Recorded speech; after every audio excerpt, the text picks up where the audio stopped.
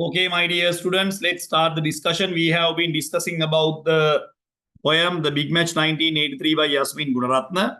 So in this poem, I told you, we discuss about the communal clash which occurred in Sri Lanka between Sinhala and Tamil communities in 1983. Because of this communal clash, what actually happened, my dear students? So many damages occurred to the property of innocent Tamils. So many Tamils were brutally killed and they were brutally raped as well. Most of them could not actually survive in this particular country. As a result of that, they escaped to other countries like Canada, New Zealand, and England. Even today, these people actually live in those countries and they never want to come back to Sri Lanka due to the horrendous situation actually they faced during 1983. So when we refer to this poem can be taken as the longest poem in your syllabus, where we have 7 stanzas and the entire poem is written in free verse, where we don't find any proper rhyming pattern in the poem. The poem is very beautiful, where she discusses about 7 different situations when it comes to this particular communal clash, and she discusses about a different situation in each and every stanza, where we can find 7 stanzas. So last week we started our conversation with this particular stanza, if you can remember, where she discussed about the situation of these ordinary people. Whatever said and done, at the end of the day, ordinary people suffocated. Now, I told you what actually happened here. The politicians are the ones who actually created and motivated this particular communal clash because they wanted to get the maximum advantage from the majority of the people, right? Most of the Sinhala politicians, they actually motivated people to engage in this clash. And as a result of that, what they actually wanted to gain was, they wanted to gain more votes from the majority of Sinhalese, because during that time period, majority was Sinhala. So they actually wanted to create some kind of a mentality, right? Even though these soldiers were killed by LTTE, they created some kind of mentality in people that almost all the Tamil people belong to the category of LTTE. That is how they have categorized. Can you understand? That is how they have categorized these people. They came to the argument that, okay, all of them are known to be terrorists, right? That is what we can understand, right? So this is what we have to pay our attention. And then these people, they also did not understand about this hidden intention. Most of the majority of the Sinhala community, they love their country and they love their nation and they love their religion. So without having any second thoughts, they engaged in this particular situation. They did not think about the right and wrong. They did not think about this particular situation logically. They actually engaged in this and they actually destroyed all the property. They engaged in this particular situation, right? But later they realized that, okay, somebody has actually forced us to do that.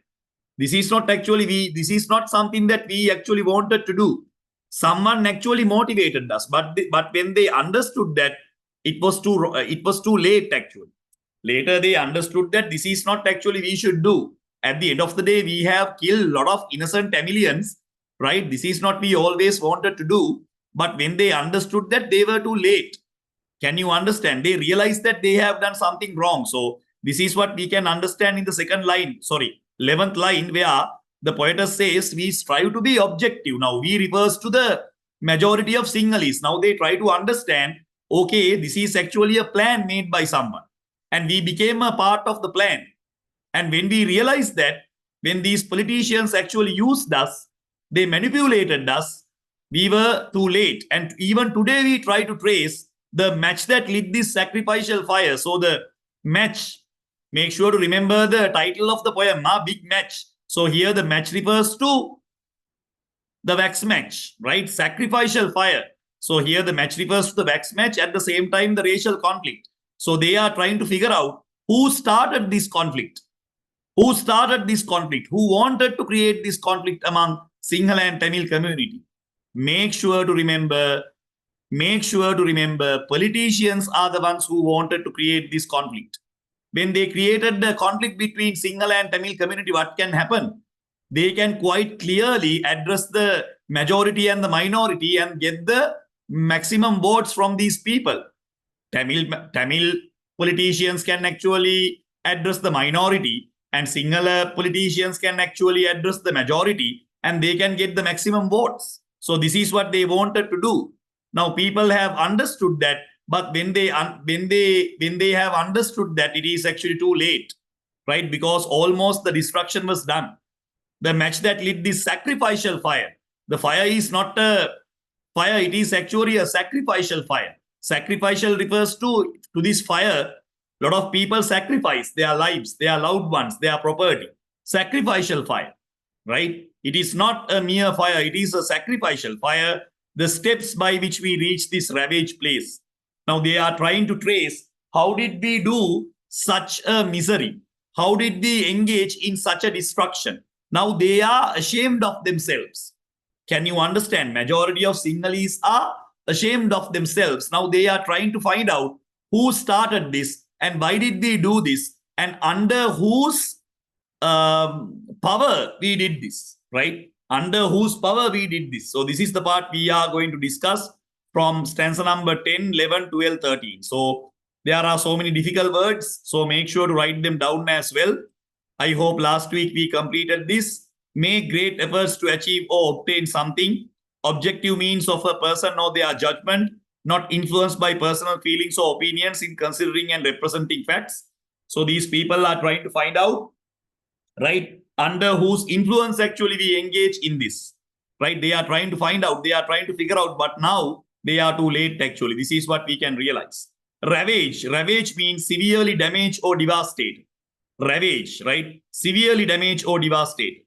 So this is what we have highlighted here. The poetess deals with the, I hope you guys can see the screen, right? The poetess deals with the elements of the, in that people in this country have faced for generations. People are powerless. Now these people are innocent. Even Sinhala people, even Tamil people, both of them are very innocent. They don't have any alternative, right? Soon after they elected these politicians with their sovereignty, sovereignty refers to the power that people have in order to elect certain representatives for the parliament. Now we all have that power, vote, the power of vote, right? We all have that power as human beings, right? That is the highest power that each and every citizen actually possesses in a country, which is known to be sovereign, right? None of these politicians are neither reliable nor responsible for the public. People were influenced by opportunistic politicians toward this racial violence. Innocent people were used as a weapon during this incident. Most of the Sinhalese were controlled by their emotions, not rational thoughts. I told you now, Sinhalese, that is why they were thinking like, we never wanted to do such a destruction, but at the end of the day, this is what happened. Innocent people were used as a weapon during this incident. Most of the Sinhalese were controlled by their emotions, not rational thoughts. The poetess says that they try hard to make great efforts to find out the real reason behind the violence. Who made them, people, to be like this? Now, Sinhala people, the Sinhala majority is having a flashback. They are thinking, under whose influence we did this, right? So they are very sad now, but it is too late. Do they really want to have a battle with Tamil citizens, right? Now they are thinking about that. Now they have actually killed so many Tamil people. They have burnt so many houses. Now they are thinking and they are trying to figure out why, what is the reason behind, right? That is what we can realize. Under whose influence did we do this? Who lit this sacrificial fire?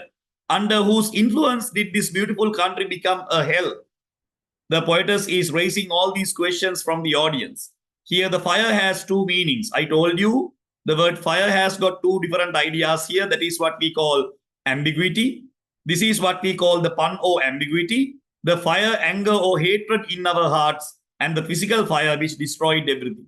So can you remember the word sacrificial fire? The poet is using the word sacrificial fire. So sacrificial fire refers to during, because of that fire, so many people suffocate, right? So many people suffocated. That is why it is known to be sacrificial fire. The fire, anger or hatred in our hearts, and the physical fire which destroyed everything. So in this particular 4 lines, we can understand how majority of the people are trying to repent about the actions they have done. They are not happy about the decisions that they have taken. they actually destroyed almost all the Tamils under the influence of these politicians. At that time period, they were driven by emotions. They never had any rational thoughts. They actually thought that almost all the Tamils are belong to the category of LTTE. So without having any second thoughts, they killed them. They destroyed their property, right? But now they can realize what kind of terrible mistake that they have done, what kind of terrible action that they have done. And because of that action, actually, some of the Tamil people, they are still suffering, right? They will never return to our motherland because of this problem. Hurry up and write down.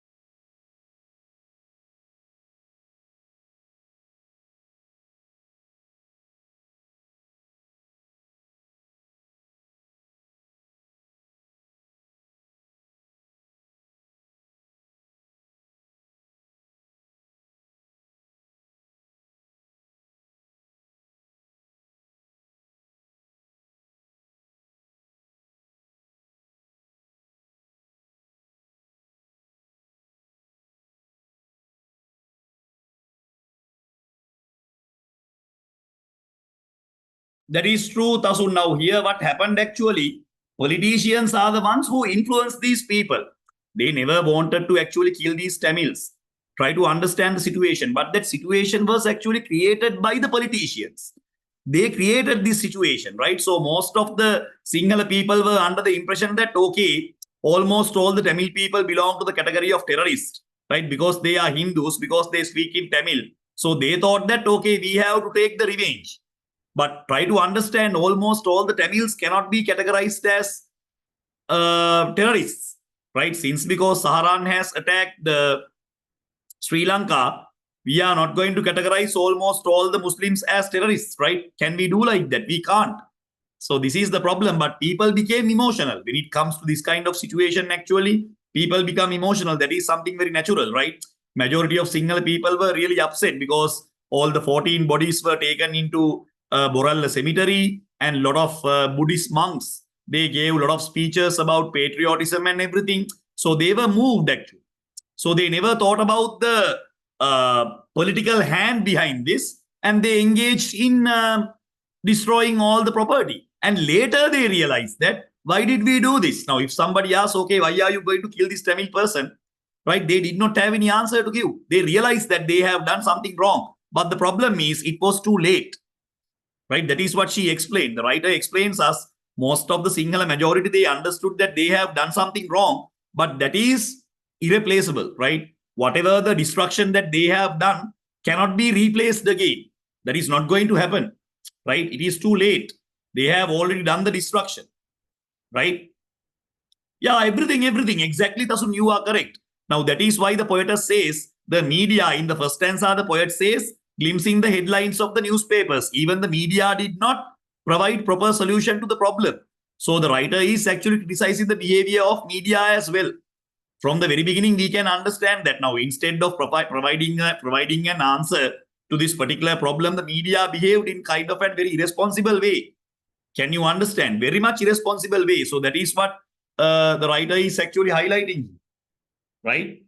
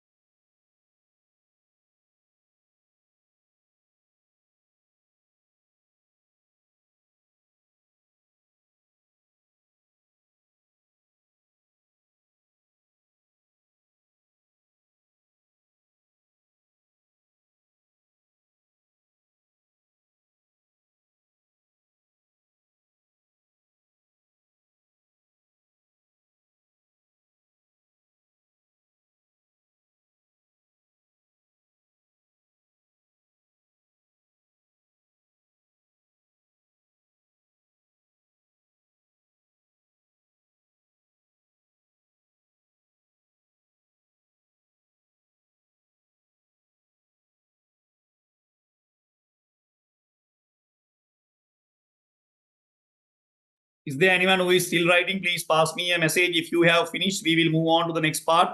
So we have been discussing about your prescribed poem, right? The Big Match 1983 by Yasmine Gunarathne. This is one of the most difficult poems that we discuss in the syllabus because we are dealing with history of Sri Lanka, the political history of Sri Lanka. So you have to be very much familiar with the political history of Sri Lanka if you are going to learn this poem, unlike the other poems, right? That is important.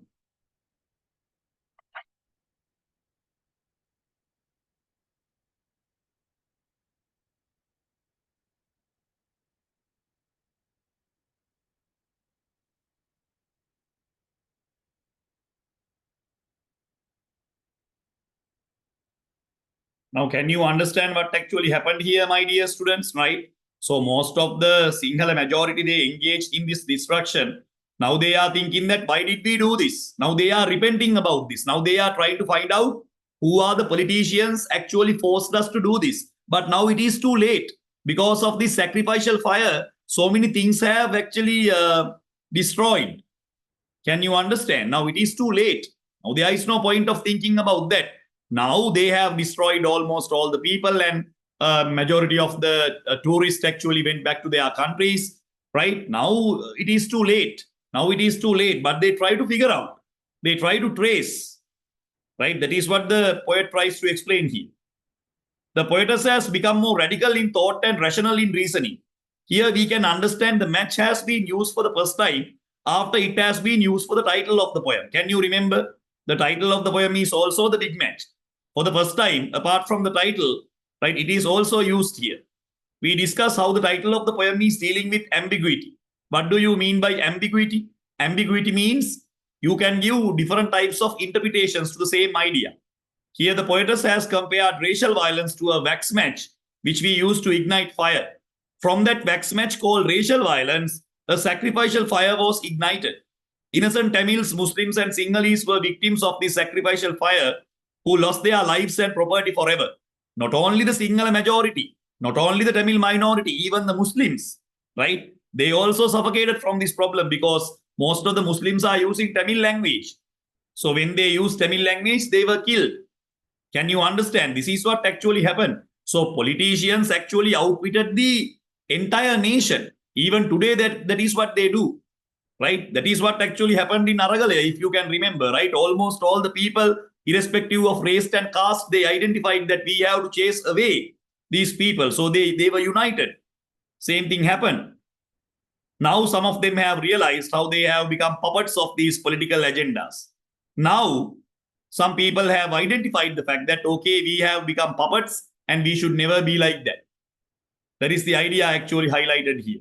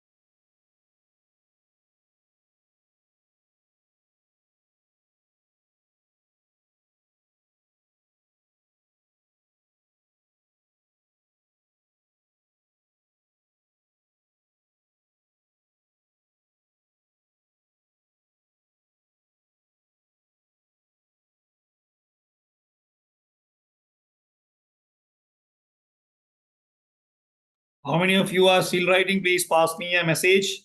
Write this slowly and try to understand. This is actually a very difficult poem. If you do not pay your attention very carefully, you will never be able to understand. So I am going to explain you each and every line. Right? So there are certain words that you have to pay your attention from the very beginning.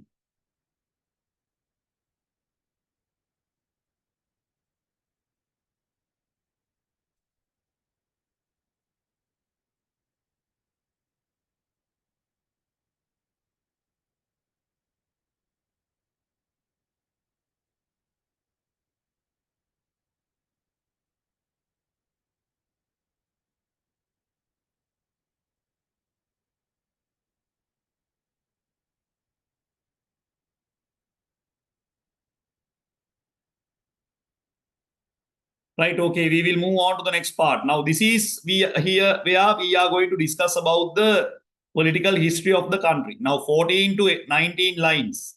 Line number 14 to line number 19, we are going to discuss about the political history of the country. Sometimes you may have learned about this when we do history as a subject, right?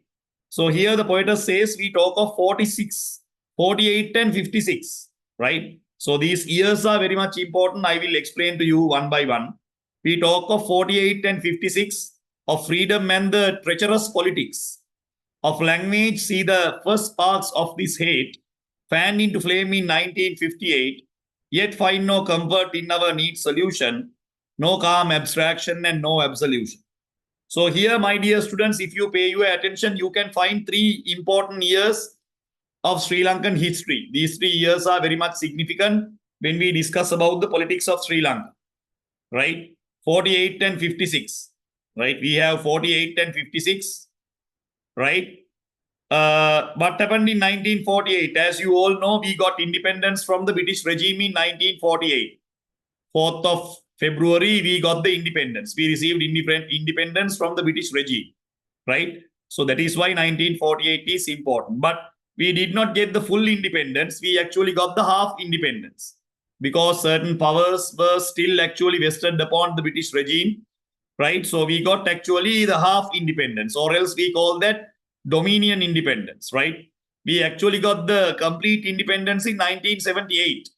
In 1948, actually, we did not get the full independence, but even though we celebrate that. So that is also some kind of a trick actually used by these politicians. Can you understand?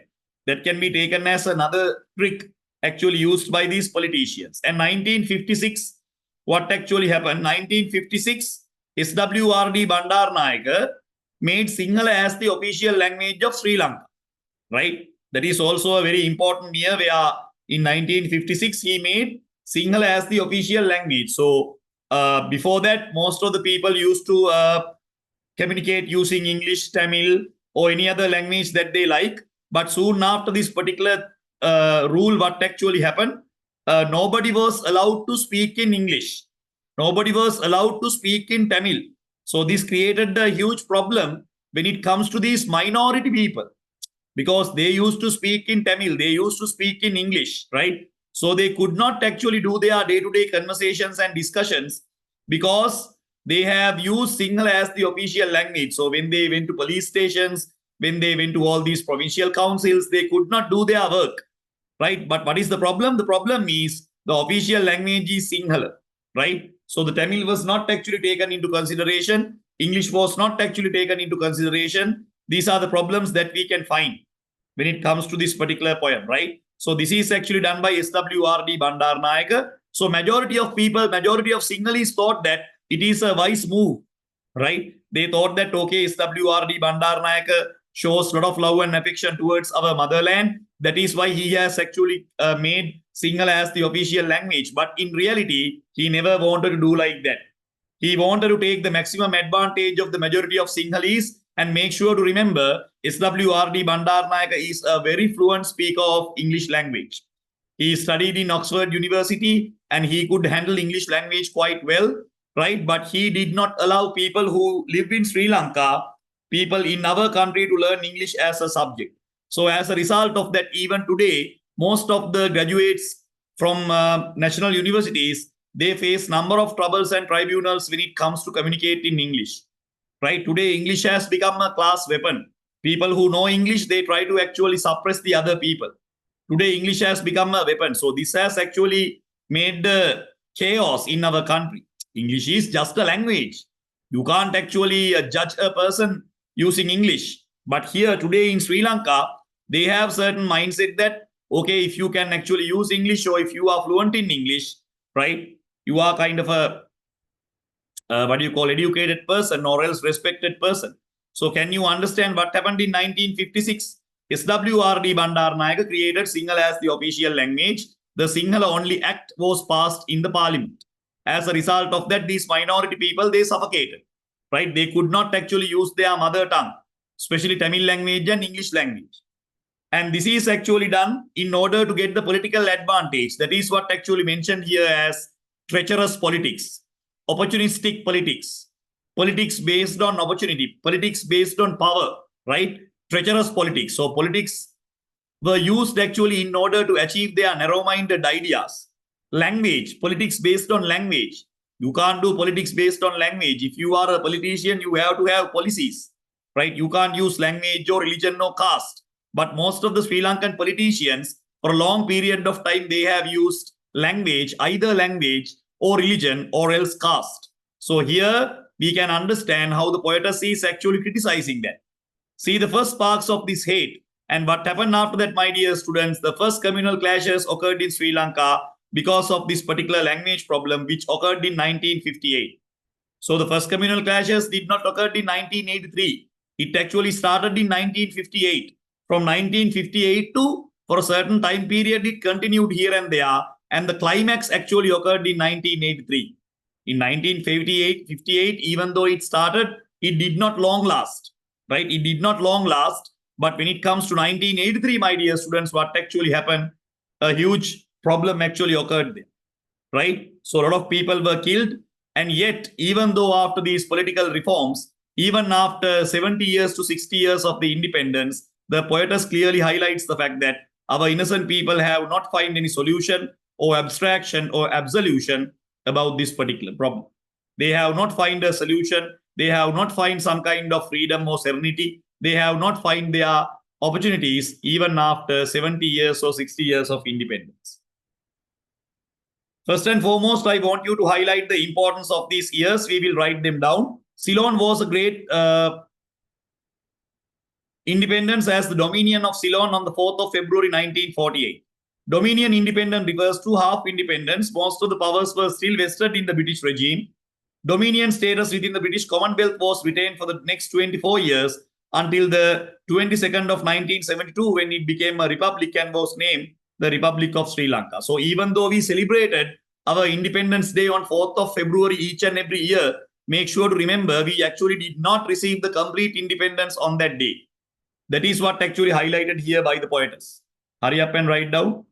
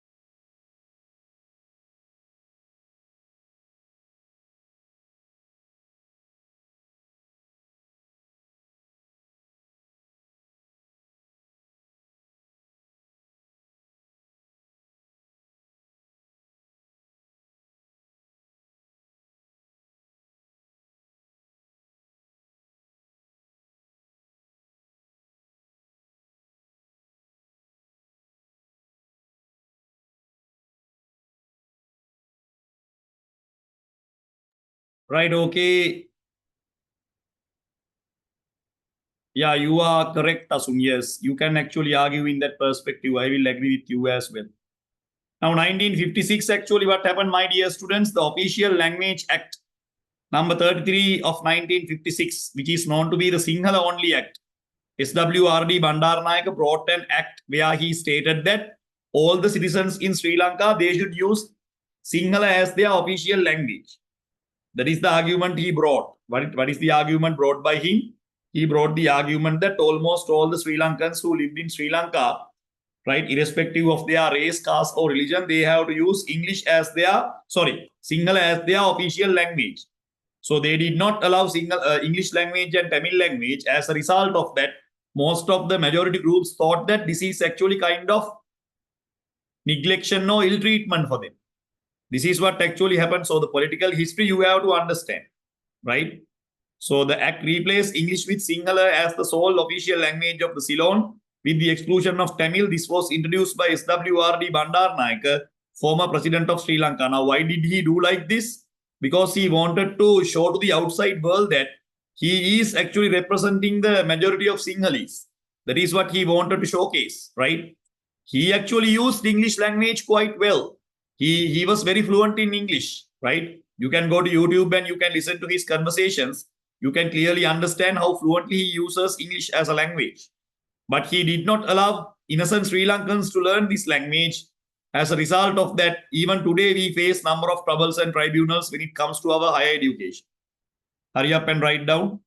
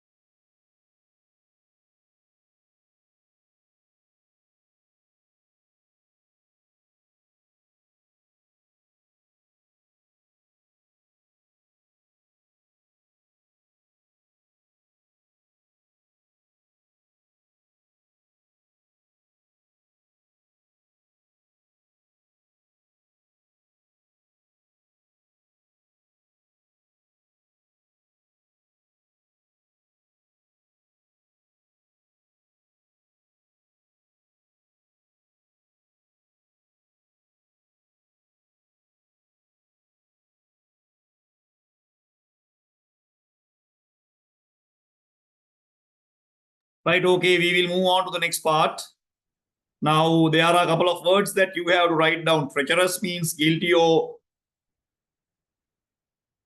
involving with deception. 58, 1958 is something very much important, as you can see here on the picture.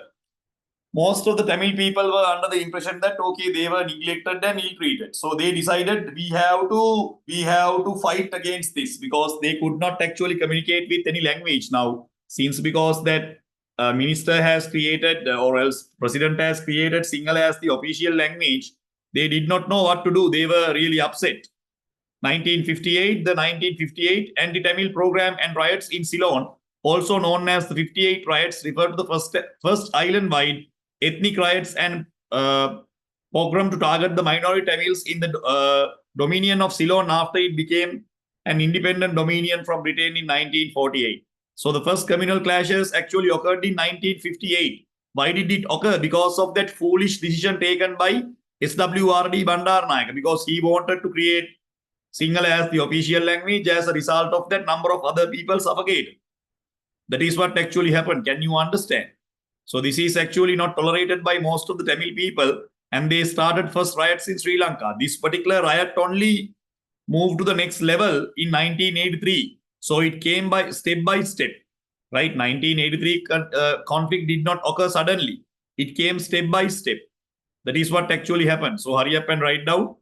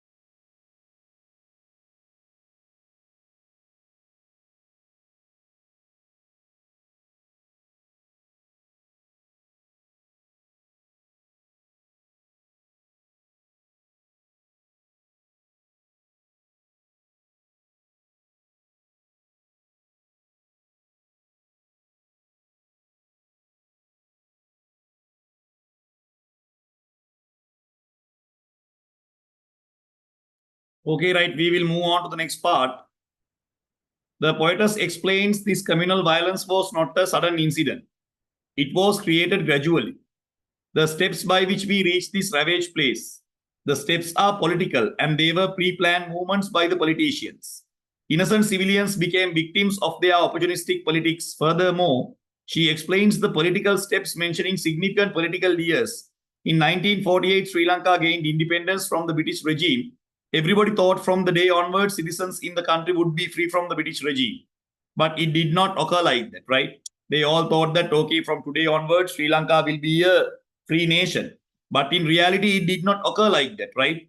We got actually a dominion independence. Most of the powers were vested upon the British regime, right? That is what we discuss here.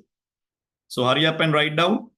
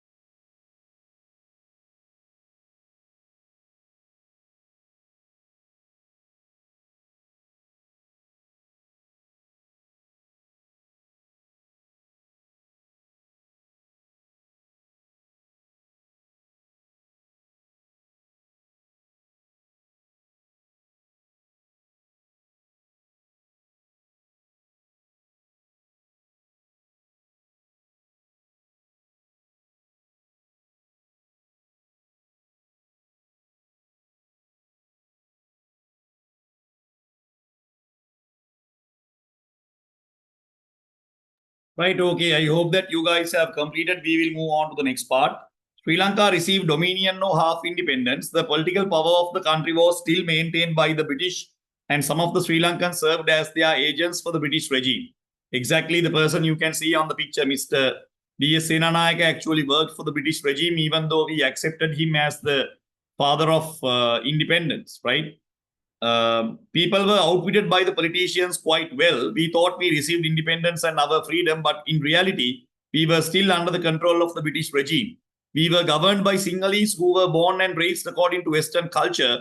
Senanayakians who initiated the independence were some of them. So even though we thought that we received independence, my dear students, try to understand the reality. The poetess tries to explain this reality. Even though we thought that we received independence, actually we did not. We did not receive the independence. We did not enjoy the independence like that. We were actually governed by these set of people, right? That is what we can realize. Hurry up and write down.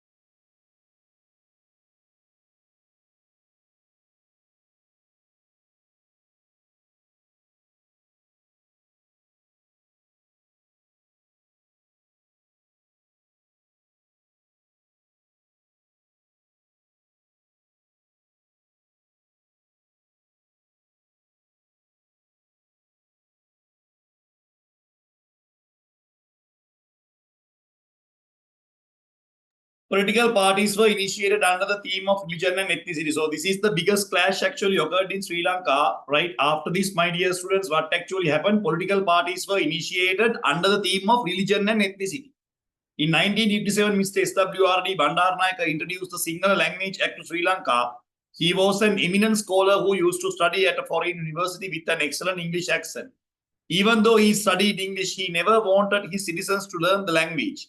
So can you understand how the dividends is actually created using language, right? So this is what we can understand here, my dear students, right? He never allowed Sinhala people to learn English as a language. This is what we can realize when it comes to the story, when it comes to the history of the story.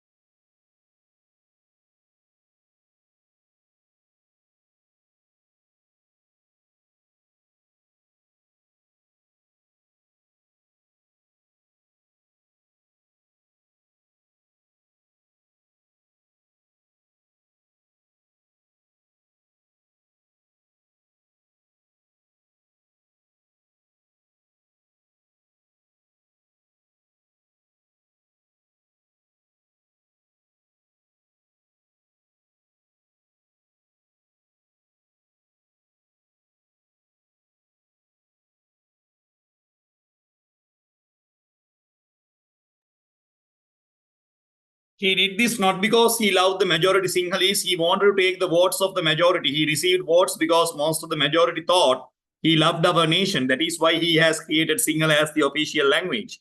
So majority of Sinhalese, without having any second thoughts, used to vote him, tradition and language. Sinhala was the only official language at that time, and it became a terrible problem for minorities, including Tamils and Muslims, whose mother tongue is not Sinhala, and they could not communicate.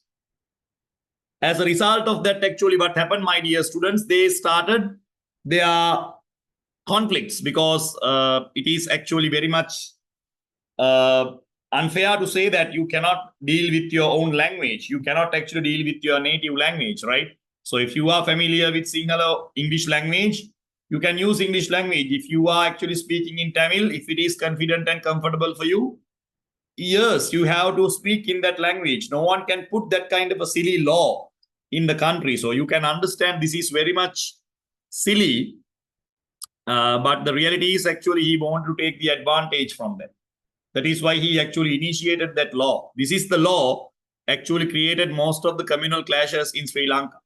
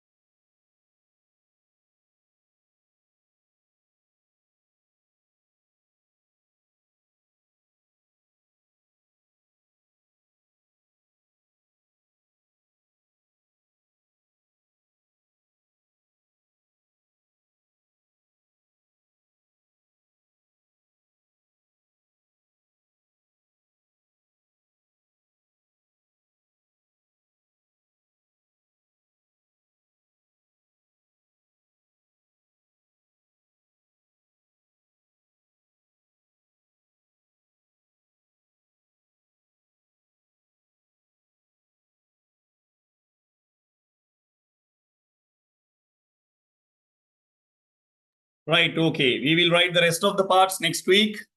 And we will complete the first part of the poem next week, hopefully, because this is a difficult poem to complete. If you have finished, you can leave the meeting.